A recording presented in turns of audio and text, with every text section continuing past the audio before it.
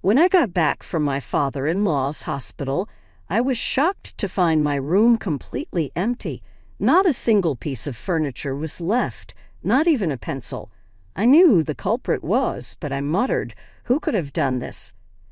Then my mother-in-law spoke up, leaning against the door with a spiteful smile. "I cleaned it up for you because it was messy. Parasites should leave." I knew she didn't like me, but I didn't deserve to be spoken to like that. I'd been putting up with it for Michael's sake, but I had reached my limit. "All right," I replied cheerfully and left. I decided to stay at a hotel for now and discuss the next steps with Michael. I felt a strange sense of freedom. "All right, let's cut everything off," I thought, excited about what was to come. "My name is Ashley Smith. I'm a 35-year-old career woman, married to Michael for 5 years and currently living with his parents. Michael is incredibly kind, and I remind myself daily how lucky I am to have married him. We met at work, assigned to the same department. Initially, I didn't think much of him because he wasn't very proficient at his job. However, as we worked together, I saw his supportive nature. He helped colleagues without complaint and celebrate their successes genuinely. I was the one who asked him out, confessed my feelings, and proposed. The most nervous I've ever been was during that proposal. Some might say Michael is whipped or that I wear the pants in the relationship, but he appreciates my forthright approach. Michael usually defers to my judgment, but he takes the lead when it matters. That's why I'm determined to support him with all my might. When my in-laws demanded we live with them as a condition of our marriage, I agreed without hesitation. Michael was concerned, but I thought it was a small price to pay to marry him. However, my relationship with my in-laws is strained. They dislike that I continue to work and often make snide remarks or unreasonable demands. Michael stands up for me each time, which only angers them more. Every morning I get up at 5:00 a.m. to prepare breakfast and lunch for everyone. Today's breakfast was rice, miso soup with lots of ingredients, grilled fish, a rolled omelette, and spinach with sesame dressing. I thought it was a fine meal, but my mother-in-law started nitpicking. "This salty menu is going to make us sick, you know." Originally, my in-laws insisted on having a traditional Japanese breakfast. I use low-sodium soy sauce and miso, seasoning lightly with broth. Despite explaining this many times, my mother-in-law remains unconvinced. "Oh, scary, that's how you bully the elderly, huh?" "Elderly? You're only 55, I said. "Quiet, just get on with the meal preparation," she snapped. "Michael told me she doesn't have any mom friends because she thinks they're jealous of her youth. When it comes to lunch, my mother-in-law complains about pre-made food. As a daughter-in-law, isn't it natural for you to come back at noon and take care of your in-laws' meals?" She says. I'm fed up with these daily exchanges. I respond warily. "That's because I have a job, and aren't I the one making lunch every morning?" Ever since they berated me for preparing meals in advance, calling it cutting corners, I've made everything fresh on the same day. When I served leftovers, they complained, so now I just eat them myself. My mother-in-law stormed off to the living room, calling me lazy. Finally, I felt a sense of relief. I hurried to finish preparing the meal. "Ashley's cooking is delicious today, too." "Thank you," Michael said with a smile. The negative remarks from my in-laws didn't reach me. He understands this and tries to stay with me as much as possible, but our jobs don't always end at the same time. In those moments, my in-laws pounce with their unpleasant comments. "Hey, the laundry is piling up. Do it now." "Isn't that the laundry you've been hoarding, Father?" "You're just not attentive enough." I nearly screamed in frustration, but having Michael there makes it bearable. Even though the in-laws still throw their barbs, especially about children. "The lady next door just had her 3rd child. When will we ever see grandchildren here?" "That's right. When are we going to have an heir? We need a boy first, after all," they said with smirks. Michael countered with a grin. "I don't want to put more pressure on our breadwinner right now, so maybe kids are a bit further down the line." Huh, what are you talking about? You're the breadwinner. Even though Michael was telling the truth, his father didn't take it seriously, but I felt so grateful that Michael stood up for us like that. When I was your age, Michael was already in middle school. How long are you going to make us wait? As Michael says, it's going to be a while yet. If you keep talking like that, we might just have to push for a divorce. Divorce requires mutual consent. You know, my mother-in-law said, frustrated that she couldn't dominate me. Despite her relentless nagging, I've learned to handle her with a mix of astonishment and composure. Hey, Michael, we haven't received this month's living expenses from your dad yet. What? Really? I'll check on that, Michael replied. Realizing that the living expenses hadn't been deposited, I asked Michael to confirm. The shocking response came back from his father. We always live on the money Michael earns. Your wife's salary should also contribute to our living expenses. The living expenses come out of Ashley's salary. I'm saving mine. That can't be right. It's impossible for a wife to earn more than her husband. No matter how many times I tried to explain, my father-in-law always assumed that Michael earned more than me and insisted that my salary was nothing. I'm not trying to brag about my salary, but the living expenses we received from them were just a few hundred a month, not even enough to cover our grocery bills. Originally, when we moved in together, my father-in-law objected to our proposal that we pay for everything, saying that he wanted to take over the house. We decided on this as a compromise. We wouldn't be in trouble without it anyway. It's fine. I'll cover it, but that means less money for you to use, Ashley. I'll contribute from my side, Michael said, looking apologetic. I just smiled brightly and made a V sign at him. It's okay. I've been promoted and my salary will increase from the month after next. Wow, congratulations. You really deserved it. Michael clapped wholeheartedly, truly happy for me. I love this aspect of him. His praise alone helps me forget the daily annoyances. So we'll keep saving your salary as we've been doing, Michael said. Thank you, I replied, seeing Michael's relieved face, which also put me at ease. From that point forward, we took on all the living expenses ourselves. That's when I started to notice how recklessly my in-laws were spending. Although annoyed at the sight of him buying brand-name goods, the two of them began to go out together on vacations more and more often. On the surface, their days were peaceful, but that peace didn't last long. I've been told it's cancer. I'm getting admitted. One day, out of the blue, Michael's father called him with this news. Rushing to the hospital, we found him chatting and smiling with a female nurse. You're going to get scolded by your wife, you know. Ah, you're here, he said. After I offered a helping hand to the embarrassed nurse, she thanked me and left. Michael, completely exasperated, addressed his father. What do you mean by cancer? Oh, it's early-stage cancer and still small, so it can be managed with surgery or chemotherapy. That's good to hear, but no matter how badly he treated me to Michael, that man is still his biological father. Seeing Michael slightly relieved after hearing his father's words made me relax a bit as well. Then the doctor returned to the room with my mother-in-law. Oh, you guys are here. If you receive such a sudden call, you'd be worried, right? Well, it's nothing serious. She rummaged through her bag and handed over a document. It was an estimate of the hospitalization and surgery costs. Take care of this payment, will you? What?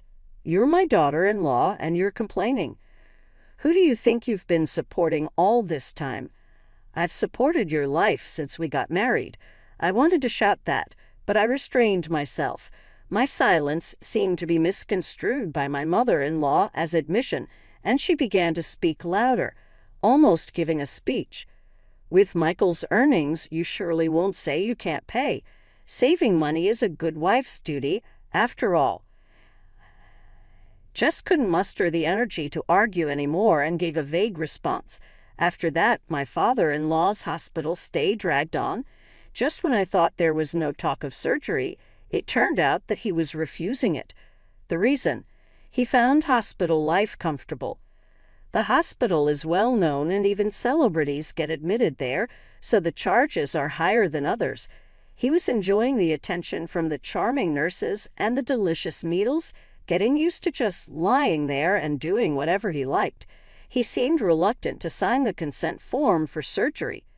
We really need to make a decision soon. Yeah, I know. I'm sorry, Michael replied when I went to collect the laundry. The doctor told me this, and I nodded in agreement. I can't let my father-in-law keep treating this like a stay at a hotel. The bills are mounting. I'll discuss this with Michael tonight.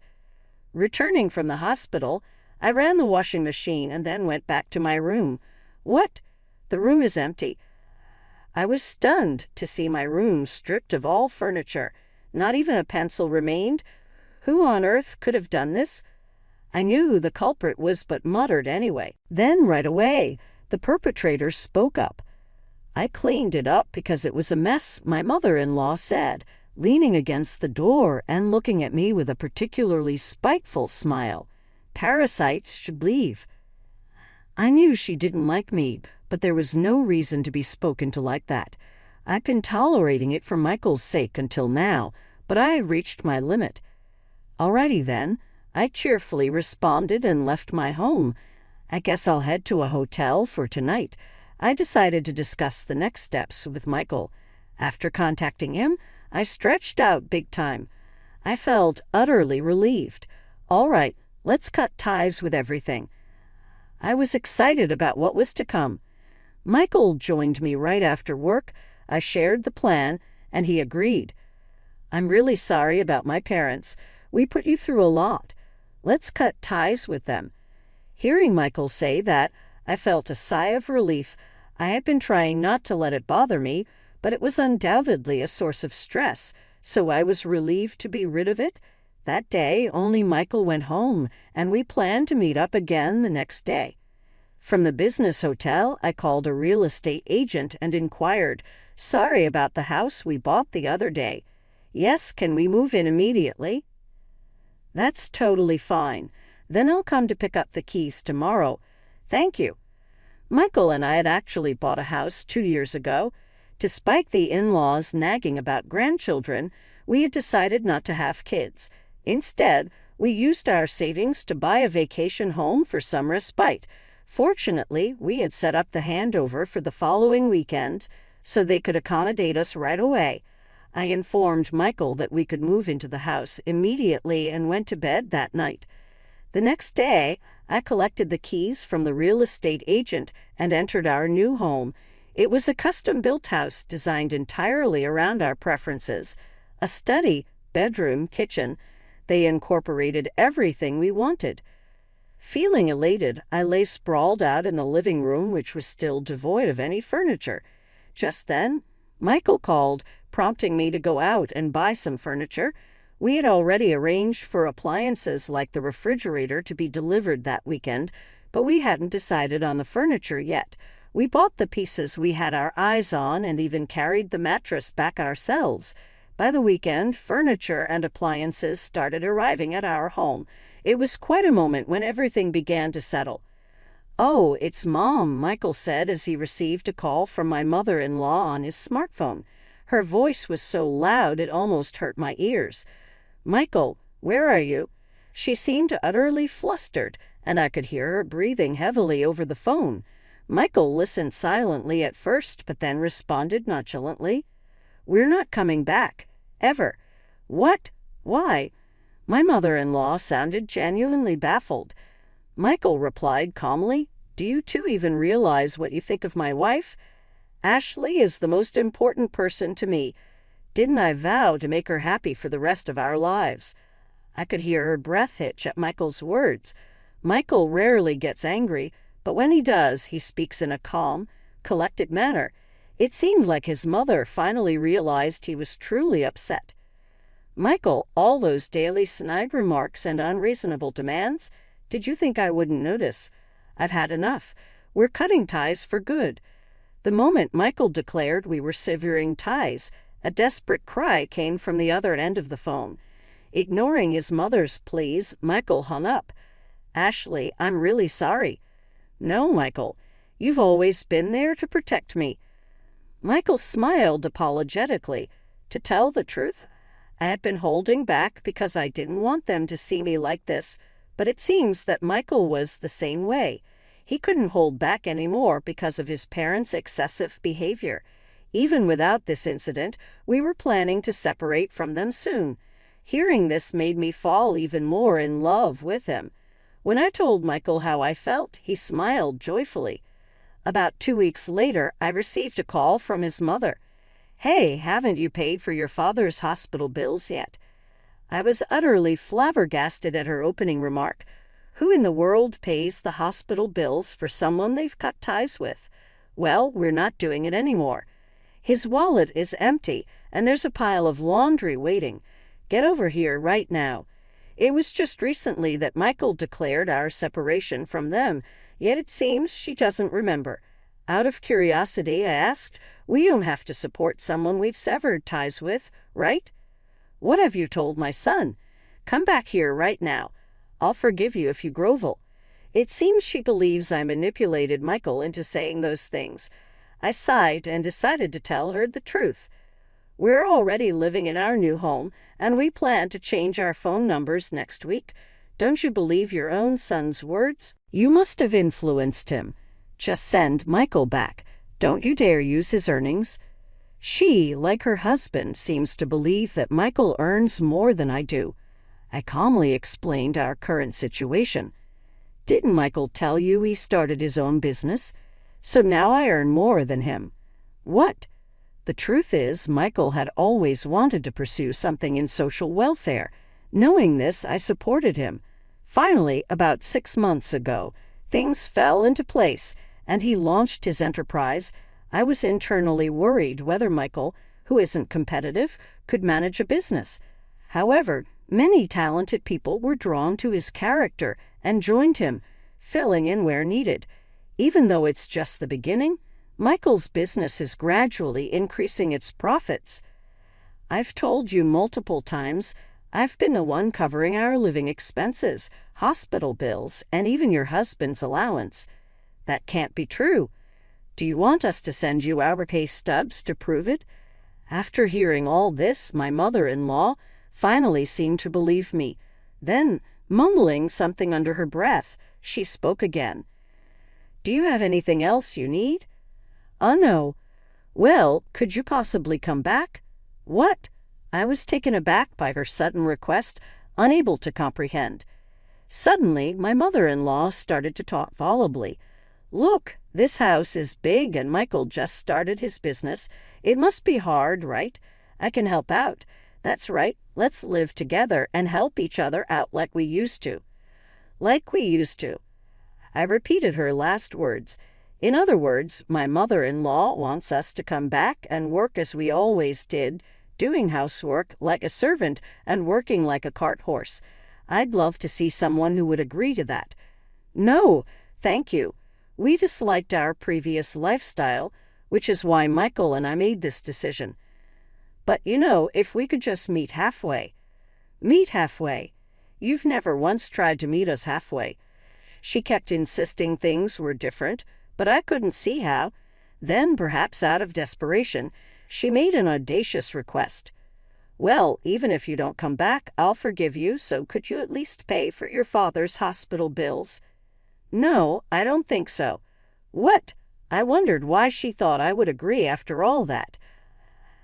Sighed, exasperated. Cutting ties means ending all connections, so no matter what you say, we won't provide any more support. Then let me talk to Michael at least. I looked over at Michael, who had been in the same room.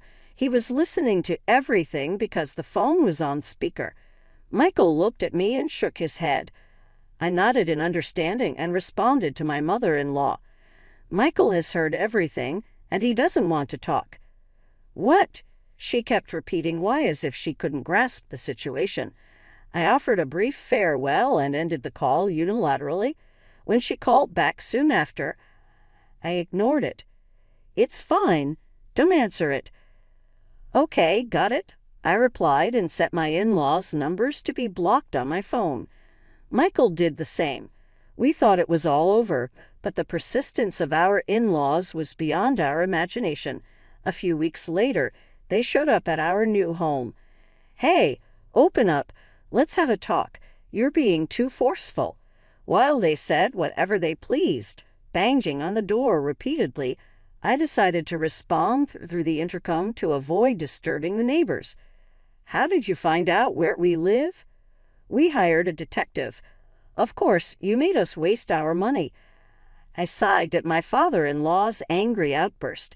Normally, people wouldn't seek out someone who said they wanted to cut ties and hadn't shared their new address. The fact that they went to such lengths, even hiring a detective to find us, showed they hadn't reflected at all. I kept my voice low and responded coolly, "Is that so? We were supposed to have ended this conversation. It's your fault I had to be discharged. Give me the money. Admit me again. That discharge was due to your continued refusal of surgery, wasn't it? I heard the chemotherapy was completed as well." Just a few days ago, the hospital had contacted Michael.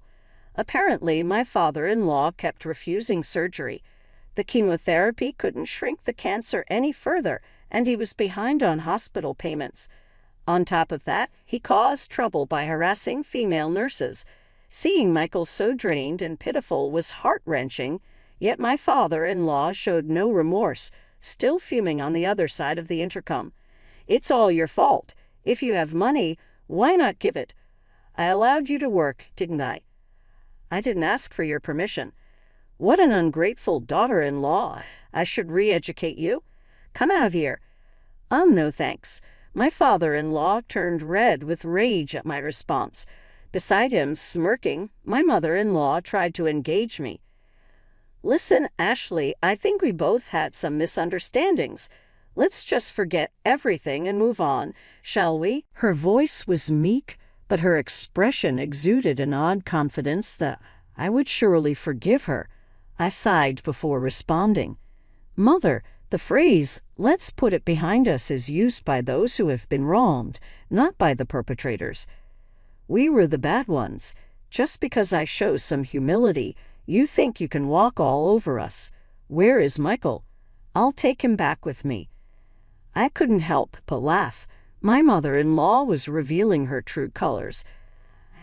I knew why they had come to our house today, because a neighbor had shared the gossip with me. "You both came here to beg for money today, didn't you?" "Begging? We came here to claim the money you owe us." "Father, that's what you call begging." I burst into laughter in front of the intercom. My laughter only fueled my father-in-law's anger, but I didn't care. I continued calmly. "Father, you're being sued by a nurse, aren't you? It's not acceptable to touch or say inappropriate things to someone who isn't your wife, especially in today's world." "Why do you know that?" "No, that's not it. She came on to me." In fact, my father-in-law had been accused by the nurse of demanding excessive services and was being sued by the hospital. Michael and I were informed about the discharge and the lawsuit when we heard from the hospital, but it seemed my mother-in-law was unaware. "What do you mean, honey?" "Oh no, it's not what it seems. It's not an affair." While my father-in-law scrambled to explain, I added more fuel to the fire. "What was it again?" "Oh right, my wife is getting old, so I don't feel that way about her anymore, wasn't it?" My mother-in-law's face turned furious as she glared at my father-in-law. I had heard from Michael that she despised being belittled due to her age. My father-in-law turned pale and tried to placate her. "What are you guys doing?" Just then, Michael arrived home. I had contacted him as soon as his parents showed up. When Michael's parents saw him, they desperately clung to him. "Michael, come back. I can introduce you to a younger and prettier woman than that wicked one." "Honey, did you go to that place again?" Michael's mother raised her voice, sharp in response to her husband's words. "No, it's not like that. Michael, listen. Your father has been cheating." "That's not cheating." Even through the intercom, it was clear that Michael was looking at his parents with a cold gaze. While they were ranting, Michael remained silent. Noticing this, his parents suddenly tried to sweet-talk him.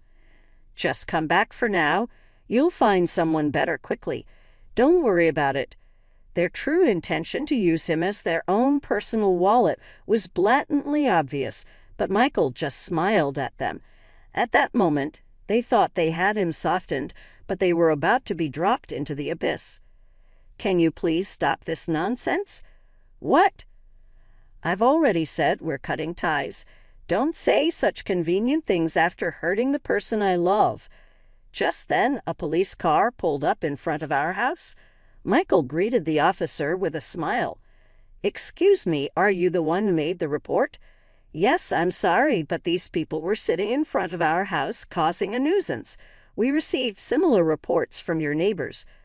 "Come on, guys, you can't be causing trouble like this." The officer looked at them while they turned white with shock. Ignoring his parents, Michael greeted the officer and came inside. "Sorry for interrupting your work. There's nothing more important than your safety, Ashley." With those words from Michael, I felt incredibly proud and hugged him.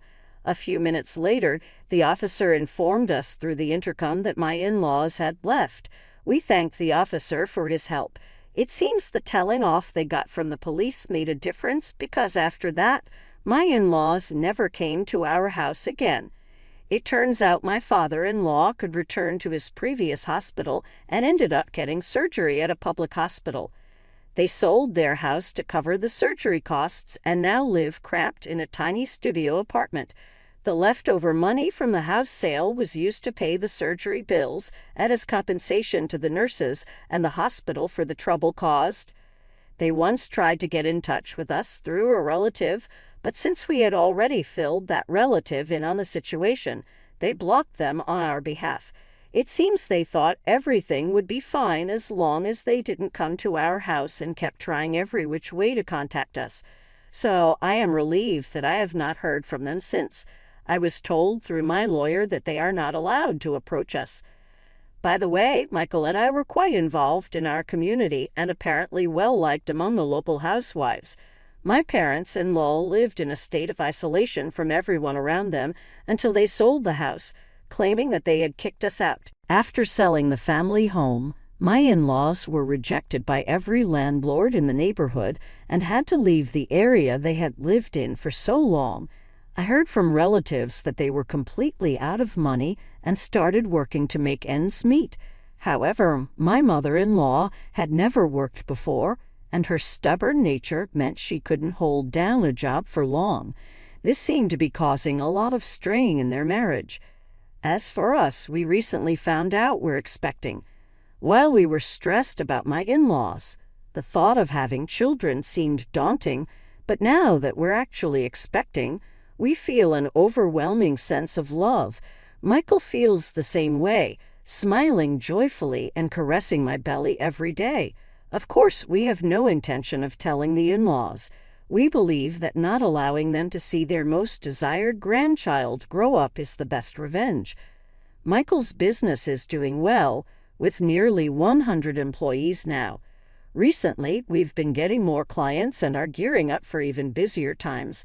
I've decided to quit my job since I'm expecting a baby. This was something I've been contemplating ever since Michael started his business. I plan to help out with his work moving forward. We want to grow the company together as a couple. Lately, our shared hobby has been knitting.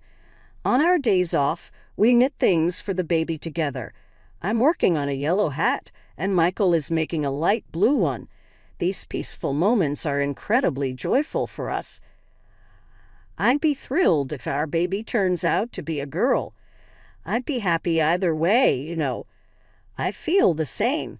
Oh, but when she grows up and gets married, I'm getting teary just thinking about it. I chuckled and patted Michael's head as he got misty-eyed just imagining it. The sky is blue? How about Sky for a name? That's a coincidence. I was thinking the same. We looked at each other and laughed. I hope these happy days last forever. That's what I thought while knitting.